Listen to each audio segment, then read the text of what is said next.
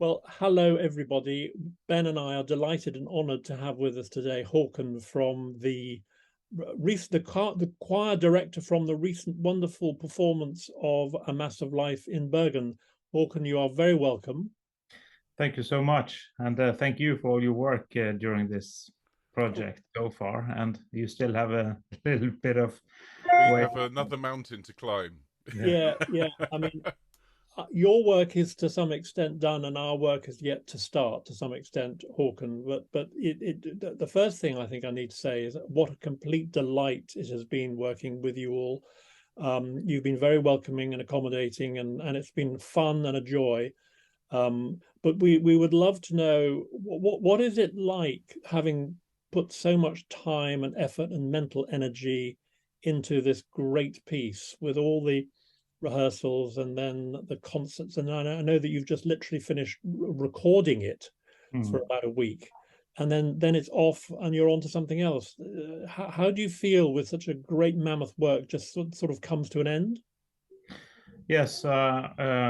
Before, when I started, I've been here now for almost 20 years. I always had a sense of big anticlimax when a big project was over and the concert was over.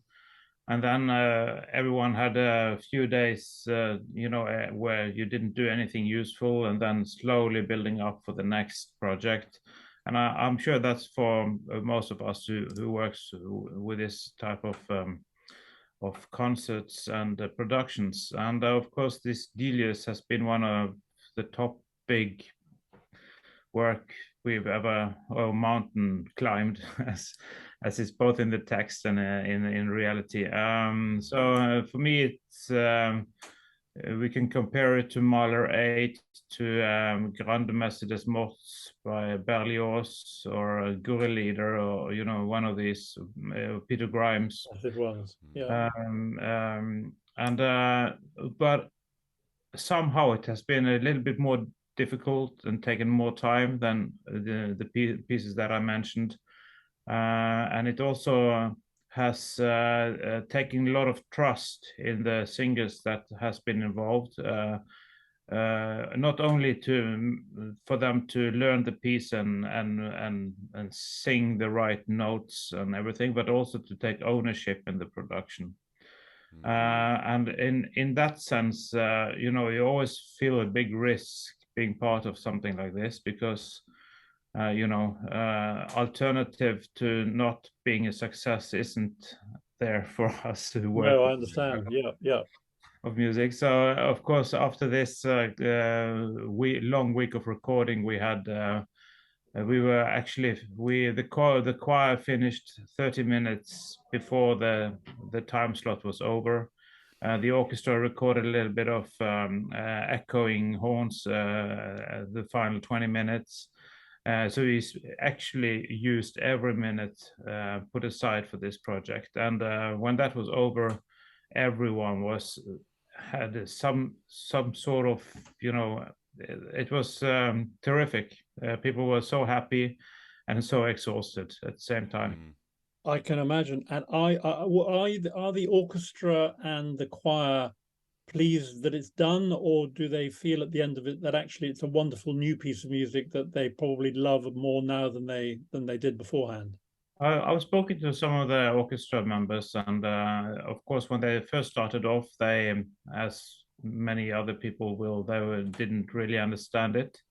But so Mark was extremely good in preparing everyone for this journey and for what his vision of this music was about. And also, I heard the comments with people saying, "Oh no, they wanted to buy also Sprach Zarathustra, the book, and learn more about this." And my own experience from sitting into the recording sessions after we have had already had two concerts, and then sitting for 5 days with my headphones on and listening.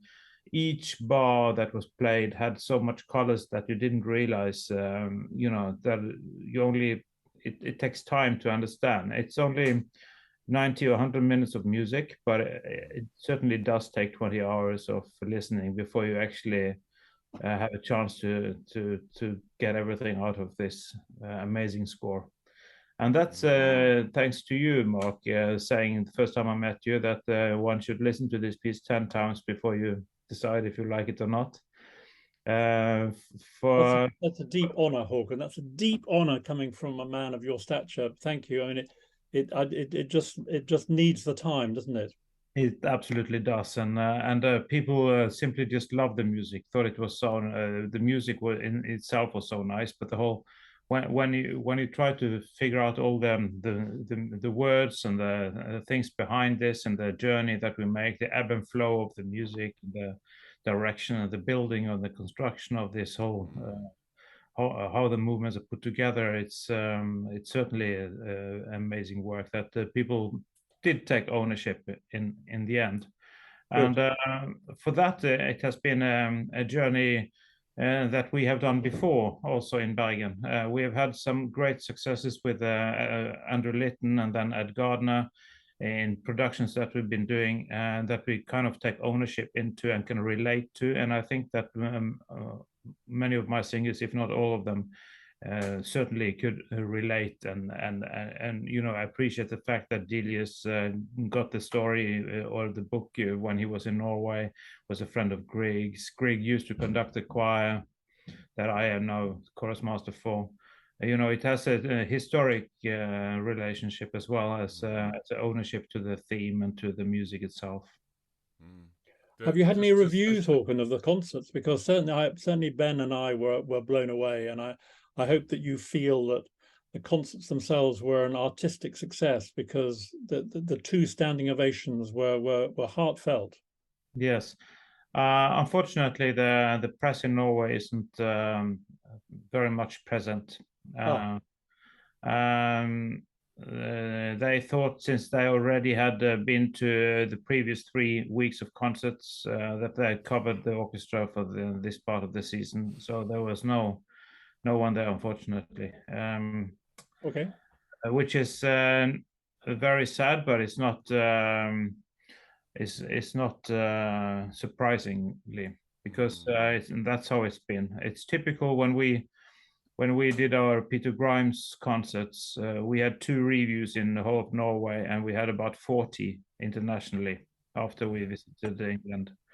And also for the orchestra, when they went on tour, was nothing in the Norwegian paper for the concerts, but it was about 20 or 23 reviews from international press. So we can only hope for good critics to listen to our recording once it's out, and then we'll hopefully have some nice feedback from that. Well, just as somebody who was in the room with all of you for that very first performance, there was a real sense of history in the making, as you say, with all of those connections with Grieg and Delius as friends, and the connection with the choir, and just the fact that it was the first time that anyone in Norway had performed it.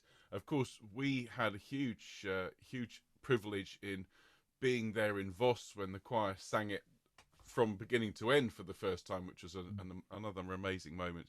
Maybe you were, Ben, but not me. Well, you were watching, and people at Choir of the Earth were watching. There was a real sense of wow. That's true. You know, that this is a special piece, and of course we are preparing just in the next few days to send out the our tracks to the choir. Just to let you know, to you and the choir watching, that the one voice louder parts with the microphone came out absolutely brilliantly. Those 8 singers did a fantastic job, and the end product is already, you know, so much clearer perhaps than even our professional singers that we use normally. So the Choir of the Earth had the very best inspiration from that historical performance, but also have the very best guide tracks, and we're just so looking forward to getting started.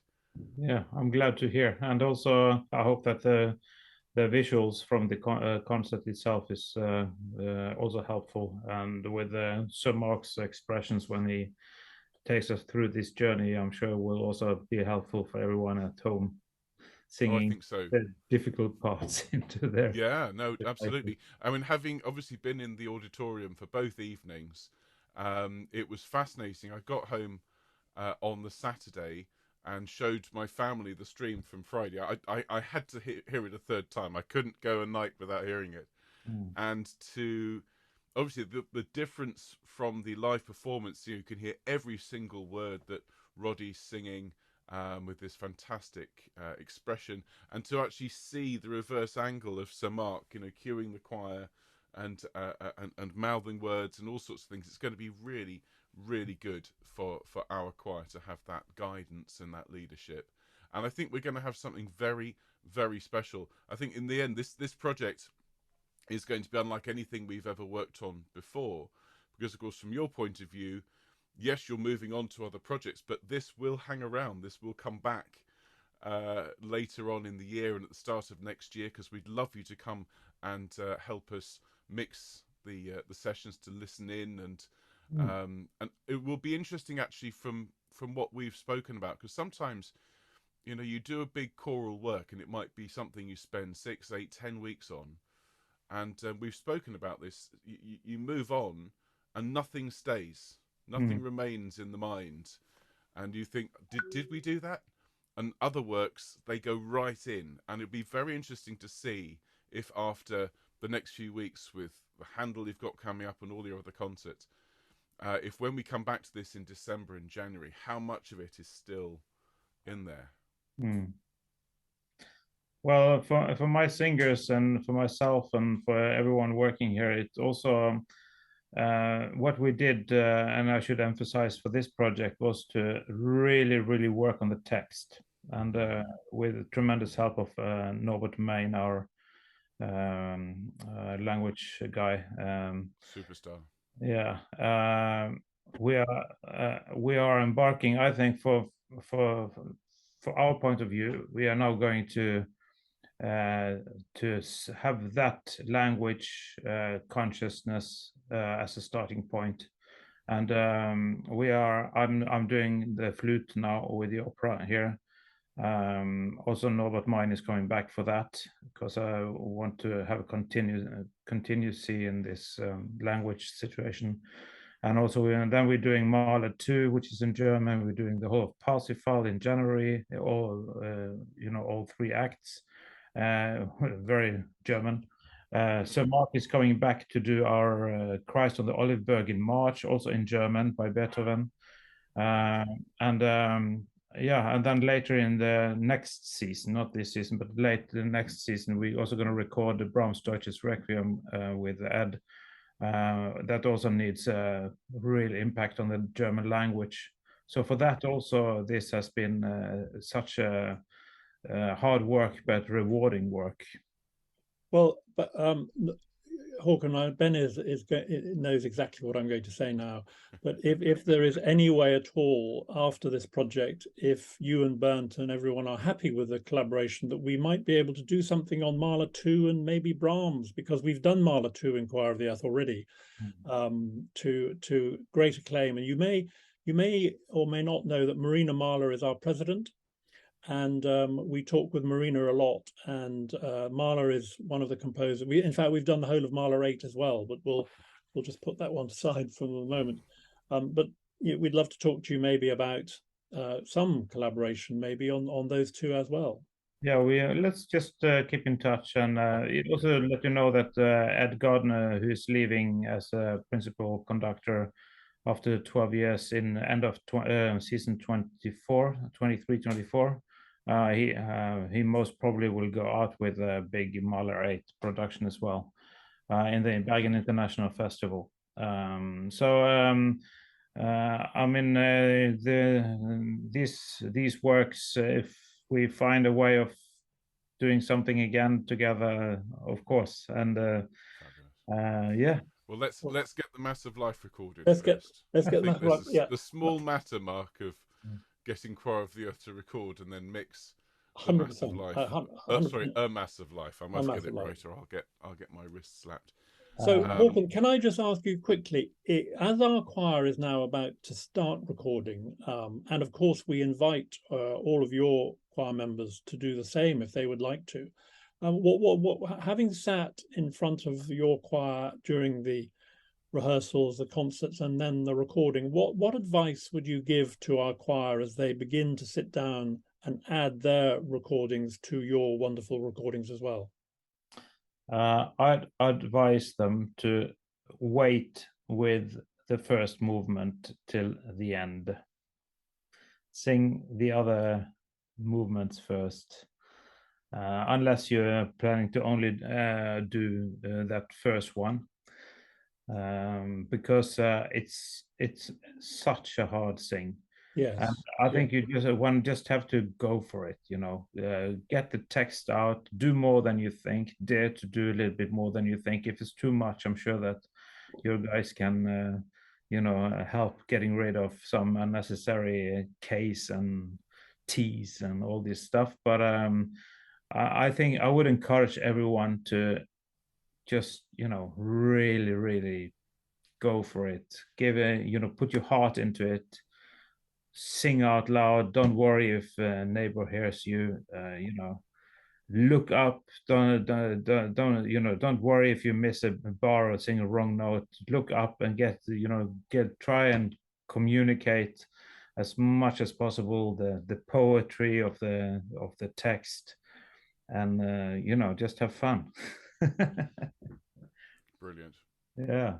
No, that's absolutely spot on. Thank you, Håkon. And I know the choir are going to do a fantastic job. They've been waiting eagerly to get started. And you'll have seen on the live stream, the number of comments from the choir, the number of people who watched it. I mean, so many of them were Choir of the Earth members. And the chat on Twitter and on social media has just been that it was the most amazing performance and that they were so excited to sing with your fantastic choir.